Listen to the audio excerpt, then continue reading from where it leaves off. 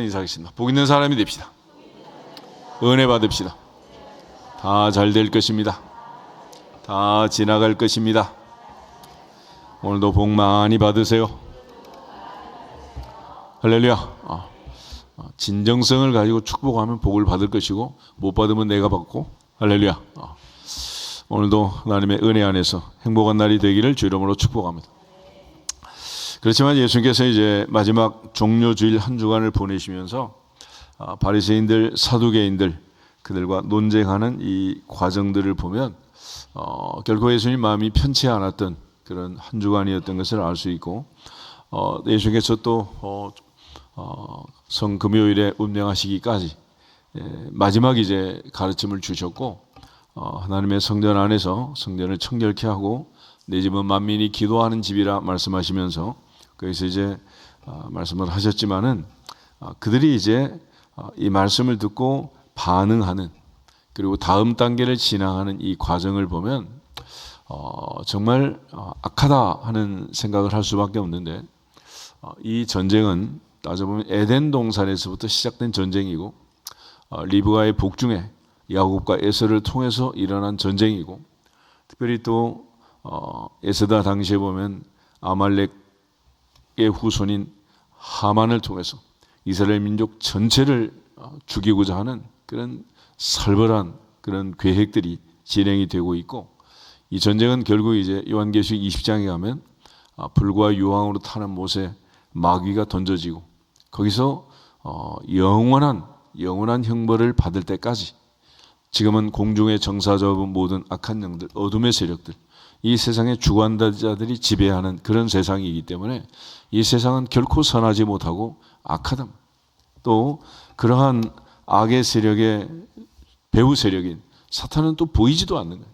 우리가 이 보이지 않는 세력과 더불어서 하나님의 전신 갑주를 입고 영적 전쟁을 하고 있기 때문에 우리가 늘 깨어있고 기도하고 말씀과 기도로 거룩하여 지기를 축복합니다. 결국 그렇지 아니하면 방법이 없다. 방법이. 그러므로 늘 하나님 앞에서 오늘도 말씀을 듣고 또 마음에 새기고 성령의 검으로 승리할 수 있기를 축복합니다. 아침에 일어나서 예배당에 나오는 것도 전쟁이고, 나와서 말씀을 듣는 것도 전쟁이고, 말씀을 듣고 돌아가는 것도 다 전쟁이야. 왜냐하면 그때마다 사탄이 우리의 마음에 아주 간악하게 역사해서, 자라, 피곤하지 않냐, 일어나지 마라, 누워라, 이러면서 말씀을 들을 때도 막 어린아이처럼 순전한 마음으로 들어야 되는데 온갖 잡생각들이 들어와가지고 혼잡하게 만든다. 하나님 앞에 마음을 정돈하고 다윗처럼 입의 말이 마음의 묵상이 연락되기를 주 이름으로 축복합니다. 결국 이 모든 것이 전쟁이에요. 순간순간 정신을 차리고 깨어있으라. 그렇지 않으면 이 마귀의 흉계에 넘어갈 수밖에 없는 거예요. 지금 예수님께서 이 말씀을 하시고 가르치면서 주님은 늘 지금 다가오는 십자가, 며칠 남지 않는 그 십자가를 향해서 걸어가고 계시고, 주님은 마지막까지 이 십자가의 길을 방해하는 이 모든 악한 세력들을 향해서 말씀하고 계시는, 오늘 19절에도 보면 서기관들과 대제사장들이 예수의 이 비유는 자기들을 가리켜 말씀하신 줄 알았다 그랬습니다. 결국 주님이 내게 주시는 말씀의 의미를 잘 깨닫는 은혜가 있기를 축복합니다. 특별히 신학교에서 이제 설교학을 가르치고 배울 때도 설교자는 첫 번째 청중이다 이런 말이 있습니다. 누가 누구에게 말씀을 가르치는 게 아니라 언제든지 어느 시간에든지 내게 주시는 말씀을 들을지어다. 전하는 자도 내게 주시는 말씀을 듣고 듣는 자도 내게 주시는 말씀을 듣고 하나님 말씀 앞에서 말씀을 듣는 은혜가 있기를 축복합니다. 계시록 2장, 3장, 에베소, 서머나, 버가모, 두아디라, 사데, 빌라델비아, 라오디게아에게 예수님 편지 쓰면서 마지막에 주시는 말씀은 귀 있는 자는 성령이 교회들에게 하신 말씀을 들을지어다. 그럼 귀 없는 자도 있느냐? 붙여놨다고 귀가 아니란 얘기야. 들을 귀가 있는 자는 들을지어다. 하나님의 성령께서 우리의 눈의 비늘을 벗겨주시고 귀를 열어주셔야만 마음으로 깨닫고 돌아와 고침을 받을 수 있다라고 말했습니다. 오늘도 하나님의 성령의 역사로 깨달음의 복이 있기를 주 이름으로 축복합니다. 그럼에도 불구하고 자기들을 가리켜 말씀하시고 자기들에게 말씀을 주셨으면 그걸 가지고 회개하고 돌이키면 좋을 텐데 즉시 잡고자 했다. 예수님을 즉각적으로 때려잡고자 했다. 그러니까 이거는 그야말로 감정이 통제가 안 되는, 당장에 지금 분노로 지금 당장에 돌로 죽이고자 하는 그런 간악한 마음이 들어온 거예요. 그런데 백성을 두려워했다. 백성을 두려워했다. 백성들이 예수님을 따르고 예수님 말씀을 듣고 또 즐겁게 기쁘게 주님을 따르고 있었기 때문에 감히 주님을 어떻게 할 수가 없었다는. 그러므로 이 상황 속에서 20절 보면 그들은 엿보다가 계속해서 지금 계속해서 진행이 되고 있다. 그러니까 영적 전쟁, 사탄과의 싸움은 언제 끝나느냐? 한쪽이 죽어야 끝나는. 그러기 전에는 끝나지 않는다. 끝나지 않아. 그래서 예수를 총독의 다스림과 권세 아래 넘기려 했다. 당시 로마의 총독 빌라도가 이스라엘을 통치하고 있었고 그들은 이 빌라도에게 예수를 넘기려고 했다. 왜냐하면 그들에게는 사형권이 없었기 때문에 예수님을 죽이려고 하면은 누구한테 넘겨야 되는 거예요? 총독 빌라도에게 넘겨야 되는. 그런데 빌라도에게 넘길 때는 분명한 죄목을 가지고 죄를 정해서 이 사람이 무슨 죄를 지었습니다. 육하원칙에 의해서 죄를 정해서 지금 넘겨야 되는데 소장을 쓸 수가 없는 거예요. 예수님 무슨 책 잡을 게 없고 잘못한 게 없잖아요. 그래서 계속해서 트집을 잡고 증거를 모으고, 그래서 이 악한 자들이 하는 일은 없으면 만드는 거예요. 그렇잖아. 증거가 필요하다. 심증은 있는데 물증이 없다. 그러면 만들면 되지. 그러면서 이 악한 세상은 없는 증거를 만들고 조작해가지고 요즘은 또 얼마나 많은 기술이 발달했는지 모든 걸 조작한단 말이에요. 음성도 변조하고 사진도 합성하고 모든 걸 이 조작을 하는. 그러니까 요즘 전화 한 통 하기도 겁나. 전부 다 녹음을 해가지고 이것도 증거다 이래가면서 그러니까 겁나는 세상 아니겠어요?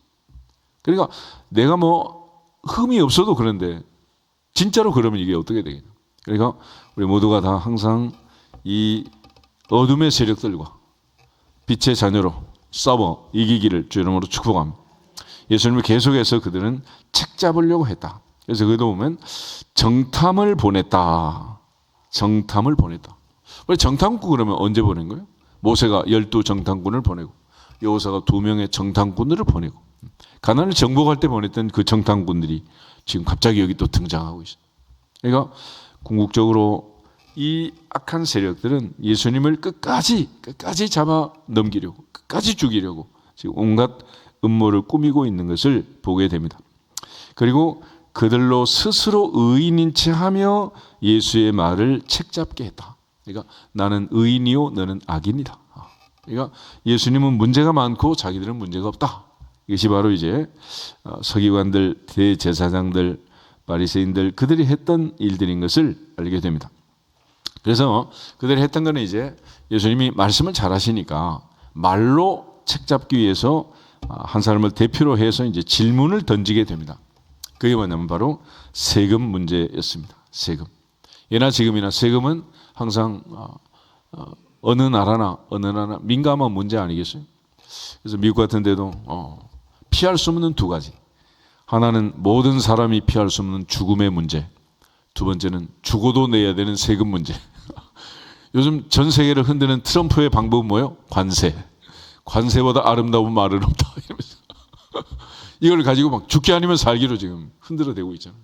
그러니까 이 세금이라는 걸 가지고 끝까지 이게 바로 이제 당시의 유대인들의 서기관들, 대제사장들의 함정이었습니다. 그래서 먼저는 이제 21절에 입에 침도 안 바르고 거짓말을 하고 있는 거죠. 그들이 묻되 선생님이요 우리가 아노니 당신은 바로 말씀하시고 가르치시며 사람을 외모로 취하지 아니하시고 오직 진리로서 하나님의 도를 가르치시나이다. 그러니까 먼저 예수님께서 이렇다는 것을 또 객관적으로 그들이 증거도 썼지만 문제는 이 예수님에 대한 이 말씀을 함정을 만들기 위한 밑밥으로 깔았다는 거예요. 그러니 얼마나 나쁜 사람들이. 그러니까 지금 당신이 하는 말은 그동안 했던 말처럼 그야말로 선서하고 말을 해야 된다.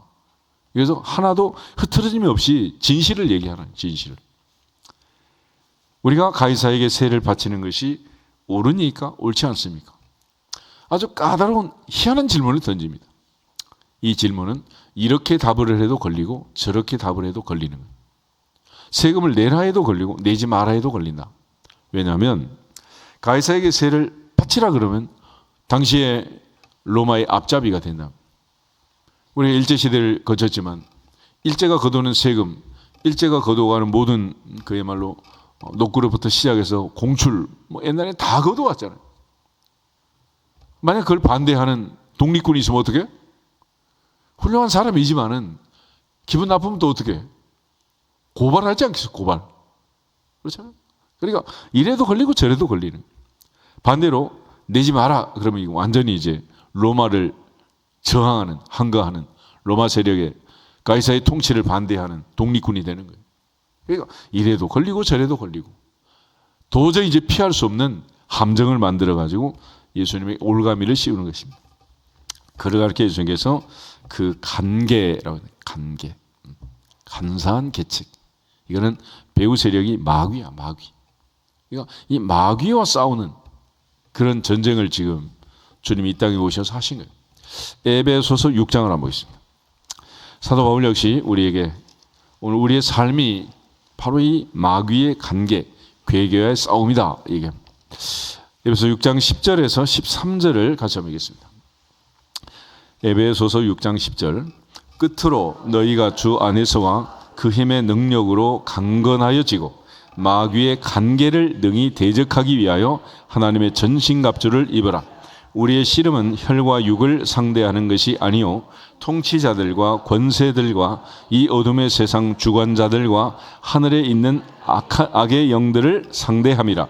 그러므로 하나님의 전신갑주를 취하라. 이는 악한 날에 너희가 능히 대적하고 그 모든 일을 행한 후에 서기 위함이라. 아멘. 특별히 11절 마귀의 관계, 그렇습니다. 마귀의 관계를 능히 대적하기 위해서. 그러니까 이 마귀의 관계는 에덴에서부터 계속되는 거예요. 에덴에서부터 먹어라 결코 안 죽는다. 하나님 사기친 거다 이러면서 계속해서 이 마귀의 끊임없는 관계. 그래서 마귀는 능력자가 아니고 관계를 부리는, 계책을 부리는 유혹자다, 미혹하는 자다, 템터라는 템터. 그러니까 끊임없는 유혹을 가지고 우리를 넘어지게 하는 자다. 그래서 사도 바울은 하나님의 전신갑주를 입고 마귀를 물리치는. 그런데 구원의 투구를 쓰고 의의 흉배를 붙이고 진리의 허리띠를 띠고 복음의 평안에 예비한 신발을 신고 왼손에 믿음의 방패를 들고 오른손에 성령의 검곧 하나님의 말씀을 가지라. 그러니까 공격용 무기는 말씀밖에 없는 거예요. 예수께서 마태복음 4장, 누가복음 4장에 이제 시험을 받잖아요. 그럴 때 40일이 되고 줄인 그 주님의 약점을 파고들고 공격하는 그 마귀를 예수님께서 기록되었으되 기록된 말씀으로 물리친 줄 믿습니다. 그래서 사도 바울도 성령의 검곧 하나님의 말씀을 가지라. 17절에 그렇게 얘기하는 거예요. 우리가 늘 하나님의 말씀으로 오늘도 어둠의 세력을 물리치고 승리할 수 있기를 주 이름으로 축복합니다. 예수님께서 그들을 물리칠 때 오늘 놀라운 말씀을 주십니다. 그래서 여기서 데나리온 하나를 가져와라. 데나리온은 당시 이제 유대인의 돈이라 돈. 근데 돈에는 오늘날도 그렇지만 조폐공사의 전속 모델들이 있잖아. 세종대왕도 있고 태계희왕도 있고 율곡이 2도 있고 신사임당도 있고. 그런데 지금 그때 당시에 이 형상과 그런 누구의 것이냐? 가이사 로마 황제 시저의 화상이 거기에 들어 있었습니다. 그래서 예수께서 거기에 있는 형상 글이 무엇이냐? 미국 돈에는 우리가 하나님을 믿는다. We believe in God 그렇게 돈에다 써놨잖아.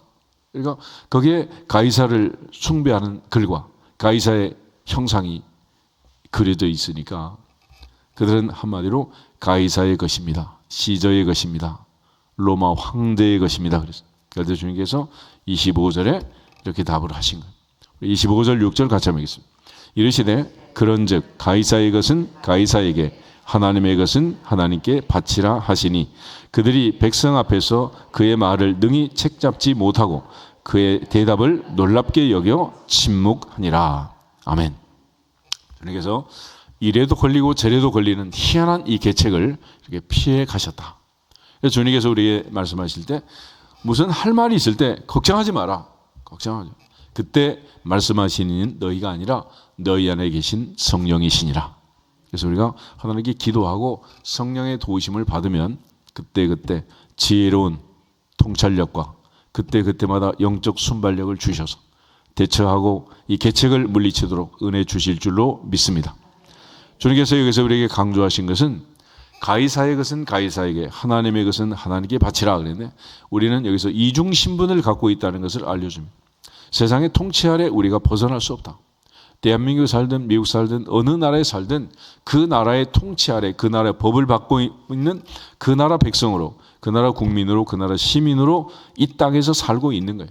그렇지만 동시에 우리는 하늘의 시민권자로 하나님의 통치 아래 있느니라. 이 두 가지를 분명히 기억하라.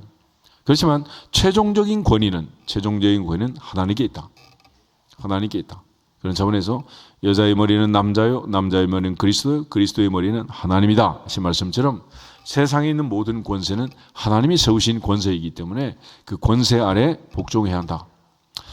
그런 차원에서 이제 우리는 이 땅에 사는 동안 두 가지의 지배를 받는데 영적으로는 교회의 통제 아래, 교회의 지배 아래 있는 것이고 세상적으로 모든 삶은 이 세상의 국가의 통제 아래 있다라는 것을 기억하시오. 그래서 우리가 사실 이렇게 같이 이제 부활절 맞이 40일 새벽기도 하니까 하는 거지 혼자 집에서 해라 그러면 하겠어? 이 되겠냐고. 그래서 하나님께서 우리를 교회라는 제도로 만드셔서 교회 안에서 더불어 함께 신앙생활을 하도록 하시는 거예요. 또 국가라는 것도 마찬가지죠. 국가의 통제가 강하고 엄하고 또 경계선이 있어야 되는 거지 그렇지 않으면 이게 되겠냐고. 그러니까 미국 같은 나라도 국경선이 너무 넓으니까 멕시코 어디고 막 수없이 막 밀려 들어오다니. 그러니 이게 뭐 장벽을 만들고 해도 이게 막을 수가 없는 거예요. 또 미국이라는 나라 자체가 이민으로 구성된 나라니까 들어와서 눌러 앉아서 살면 또 이제 뭐 어떻게 할 수도 없고. 그러니까 이게 참 그런 거죠. 그래서 국가라는 것도 그야말로 권위를 가지고 주권을 가지고 통치를 하지 아니하면 나라를 제대로 이겨내고 건설할 수가 없는 거예요. 지켜낼 수가 없다. 우리는 특별히 이제 하나님의 은혜로 삼면은 바다고 북쪽은 절책선이 있고 안전하게 딱 보호되어 있는데 이렇게 고립되어 있는 섬나라나 마찬가지예요. 내륙이 아니라 이건 섬나라예요. 섬나라 특징은 뭐냐? 밖에 나갈 때 배 타든지 비행기 타든지 둘 중에 하나밖에 없어. 우리 외국 나갈 때 자동차로 갈 수 있어 없어? 이걸 가리켜 섬나라. 고립된 나라.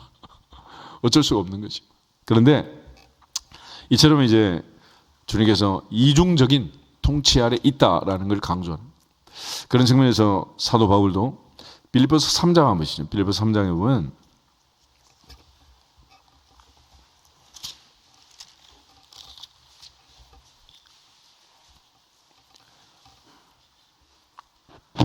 (19절) 20절, 21절 세 절 한번 보겠습니다.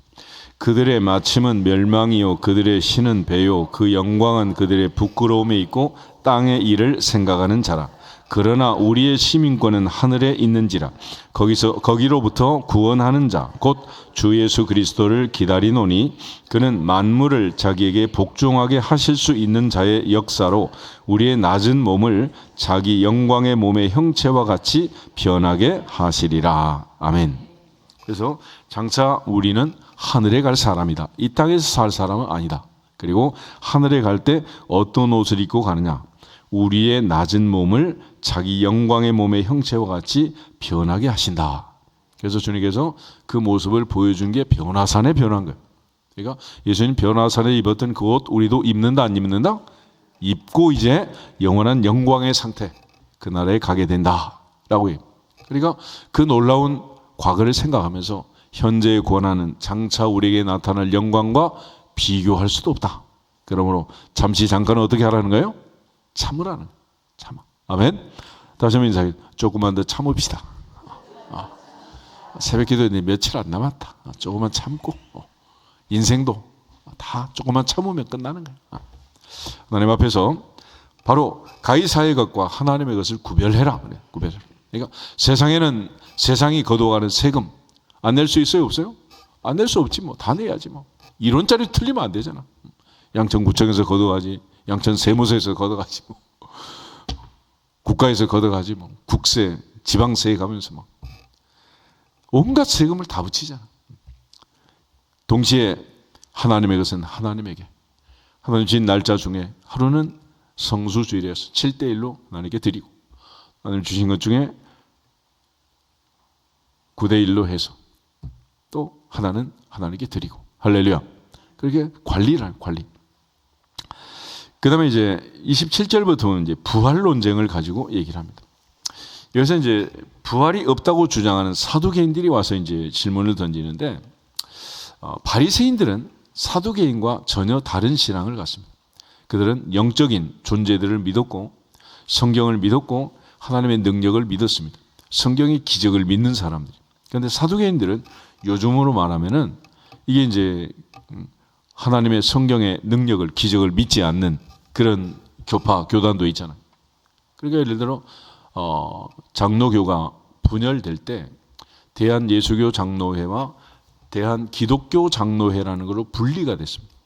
기장과 예장이 분리될 때 이슈가 뭐냐? 요나의 사건이에요. 요나. 그러니까 요나의 이야기가 진짜냐 가짜냐 이걸 가지고 교단이 갈라졌다니까.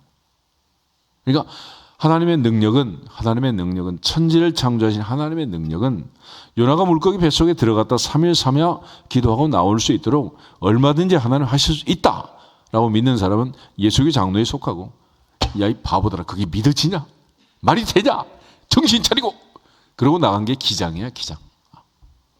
그러니까 성경을 해석할 때도 어떻게 해석하느냐 이에 따라 달라진다니까. 그게 바로 교단을 나누고 교파를 나누게 된 거예요. 그러니까 하나님 앞에서 부활이 있다고 믿는 사람하고 없다고 믿는 사람은 한 편이 될 수 있다 없다?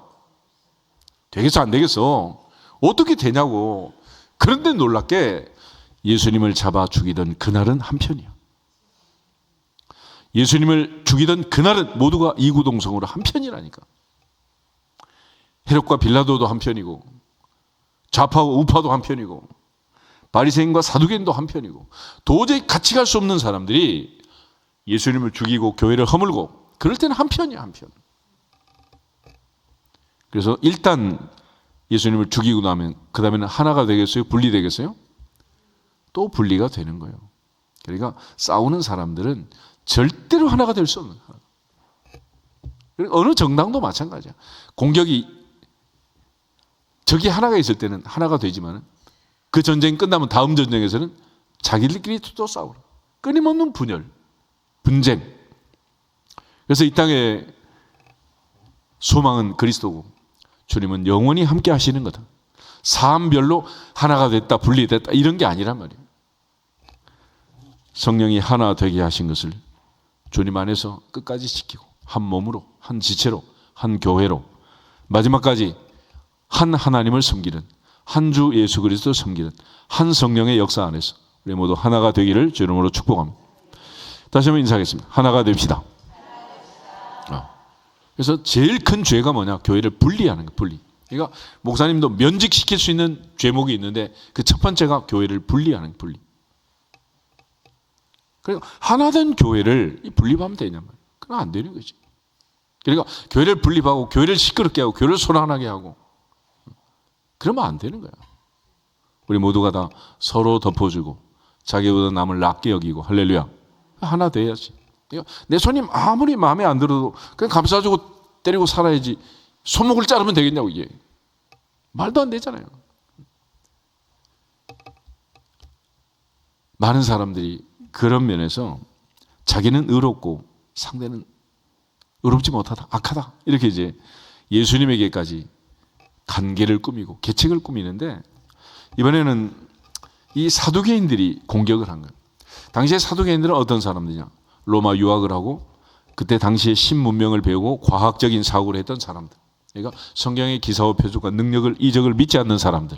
이런 사람들이 와가지고 부활 논쟁을 가지고 예수님을 공격합니다.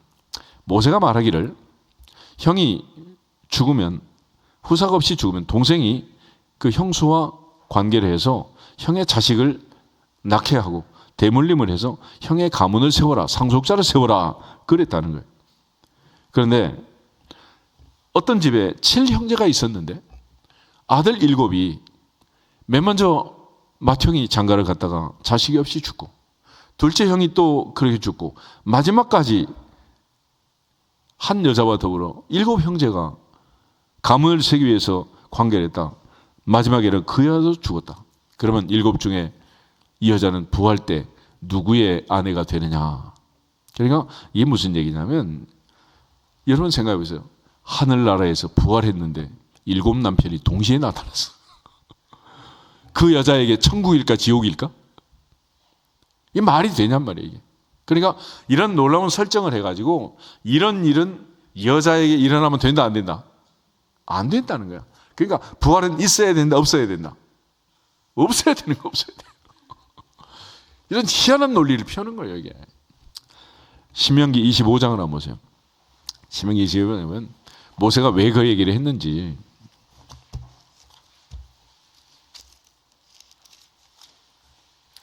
5절에서 10절까지 한 절씩 교독하겠습니다. 형제들이 함께 사는데 그중 하나가 죽고 아들이 없거든 그 죽은 자의 아내는 나가서 타인에게 시집가지 말 것이요 그의 남편의 형제가 그에게로 들어가서 그를 맞이하여 아내로 삼아 그의 남편의 형제된 의무를 그에게 다 행할 것이요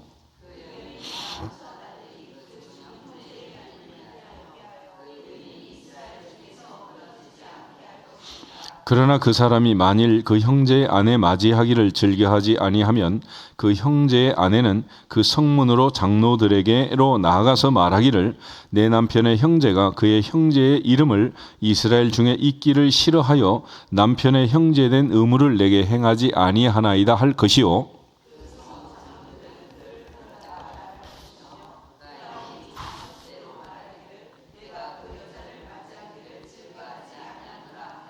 그의 형제의 아내가 장로들 앞에서 그에게 나가서 그의 발에서 신을 벗기고 그의 얼굴에 침을 뱉으며 이르기를 그의 형제의 집을 세우기를 즐겨 아니하는 자에게는 이같이 할 것이라 하고 이스라엘 중에서 그의 이름을 신 벗김을 받은 자의 집이라 부를 것이니라. 아멘.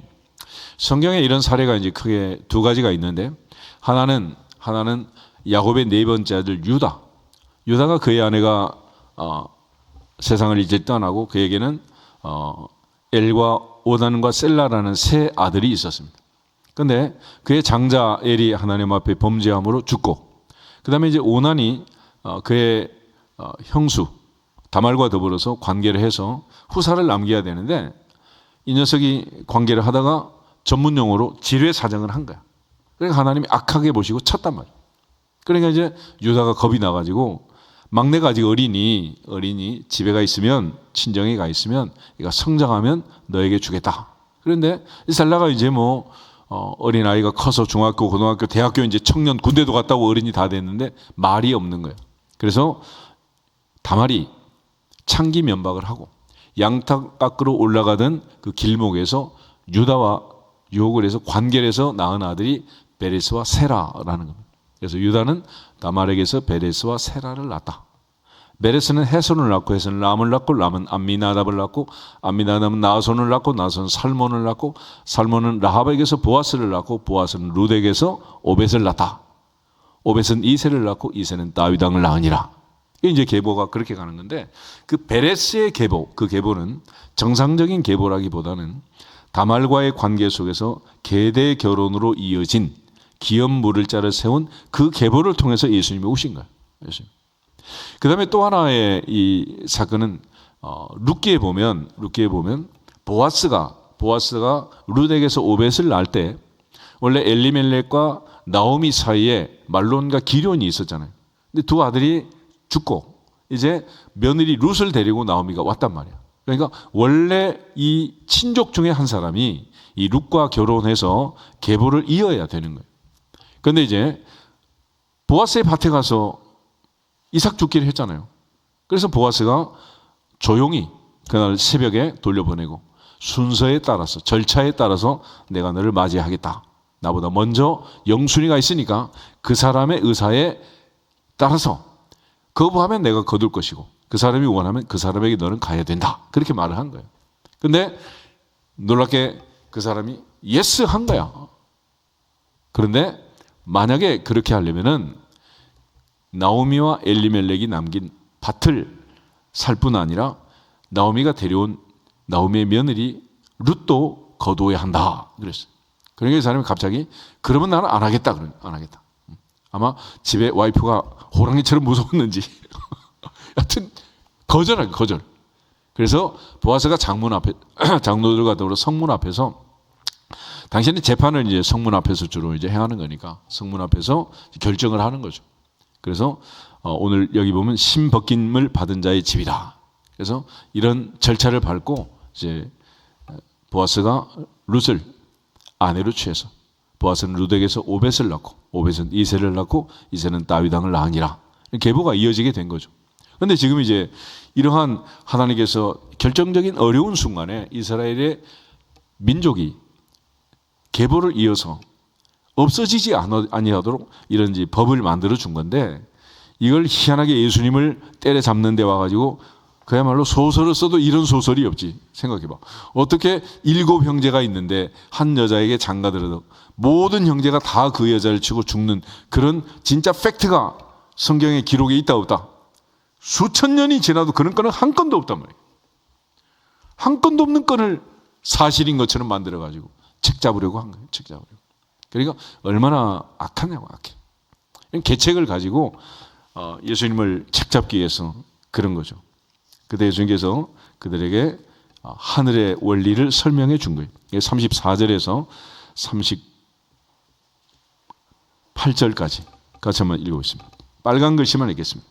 이 세상의 자녀들은 장가도 가고 시집도 가되 저 세상과 및 죽은 자 가운데서 부활함을 얻기에 합당히 여김을 받은 자들은 장가가고 시집가는 일이 없으며 그들은 다시 죽을 수도 없나니 이는 천사와 동등이요 부활의 자녀로서 하나님의 자녀임이라.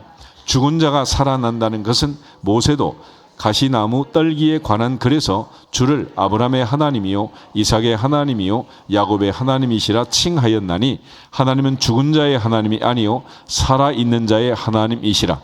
하나님에게는 모든 사람이 살았느니라 하시니 아멘. 이거 보면 이제 첫째는 천국의 질서는 이 세상 질서와 다르다.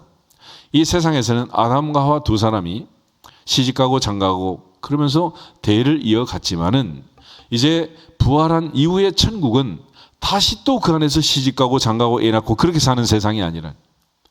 그래서 하나님이 천지를 창조할 때 천사를 창조할 때는 집단 창조라고 집단 창조. 그러니까 천사가 1억인지 10억인지 뭐 100억인지는 알 수 없지만은 천사는 한꺼번에 다 만든 거야.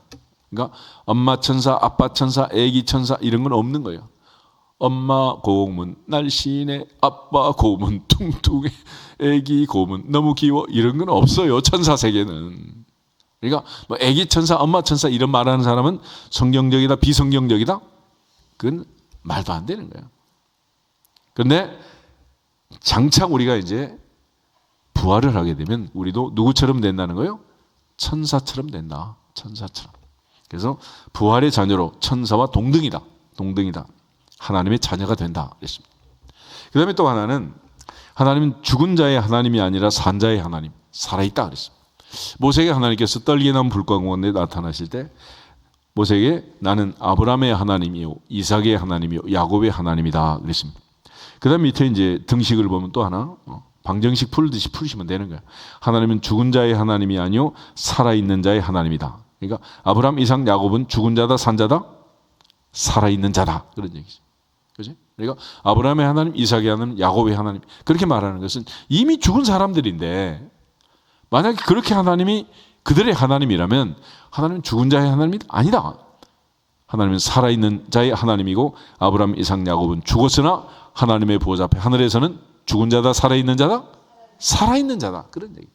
그러니까 하나님은 오늘도 살아계시고 오늘도 역사하시고 이 세상에 사는 동안도 우리의 하나님이시고 영원토록 우리의 하나님이시다. 아멘. 그 전능하신 하나님, 영원부터 영원까지 다스리는 그 하나님의 통치 아래 모든 것들이 있다는. 느헤미야 9장을 한번 읽고 기도하겠습니다. 느헤미야 9장.